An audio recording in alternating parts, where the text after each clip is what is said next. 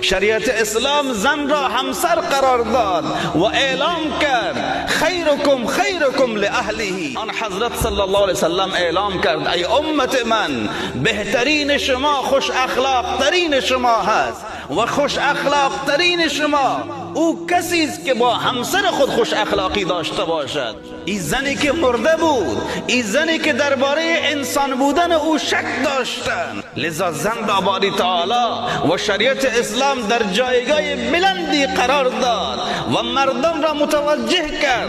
حتی آن حضرت صلی الله علیه وسلم در لحظات موت خود صحابی کرام منتظر بودند که آن حضرت صلی الله علیه وسلم چی نصیحت میکند. فرمود استوصوا بالنساء خیرا، من شما را نصیحت میکنم نسبت به زنان بسیار خوبی بکنید، نسبت به زنان نیکی بکنید، گذشت داشته باشید، اخلاق خوب داشته باشید.